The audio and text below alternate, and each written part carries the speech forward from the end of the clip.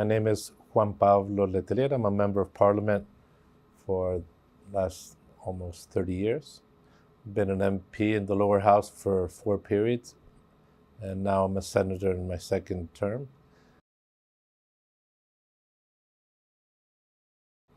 I'd say that there are a number of topics which are debated at each conference.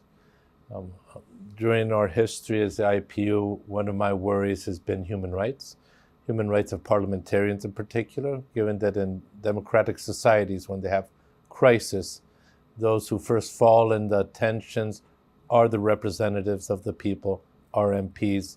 The Human Rights Committee has been one of my main preoccupations. The second line of preoccupation is how, in this turmoiled world, we're able to establish dialogue around common themes, be it climate change, be it gender rights, be it health demands, be it how we confront crises, which are growingly worrisome, I'd say, in the world of today. If there are no respect for the human rights of members of parliament in a country, that means that those countries have a democratic crisis. And one cannot, in the world of today, believe in this globalized society that it is sufficient to sell your products, to buy your goods, to do your investments, and forget that there are people in each of those territories, principles, values which we want to uphold. And hence, as MPs, we have tremendous responsibilities. One, regarding the actions of our governments.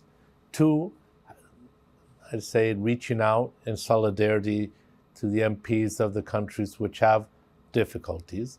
Those difficulties have to do with dialogue, have to do with comprehension, have to do with tolerance, have to do with integration, and hence we have a lot to do in diplomatic diplomacy also.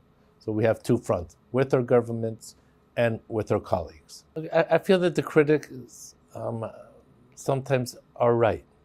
Sometimes we do have to go beyond simply saying what we think, and we have to make action accompany our thoughts. Let me put an example. At the end of this year, we're going to have the COP25. It's the Conference of the Parts regarding the climate change. Members of Parliament have to understand that the recent UN report is telling us that we don't have time, that time is running out, and that technology in itself is not going to resolve our climate change problems around the world. And hence we have, as members of Parliament, to do more than what our governments do regarding regulation, establishing concrete goals regarding the reduction of emissions. This has to do with how we eat, what we eat, when we eat. It has to do with how we transport ourselves, by what means, what forms of energy we're going to be producing, what are the tax exemptions or incentives we are going to start establishing. And hence I think that when we talk of some of these topics, and I think that's my main goal this year, is how we get members of Parliament acting concretely to confront a human dilemma. If we don't change climate change tendencies, our species is at risk.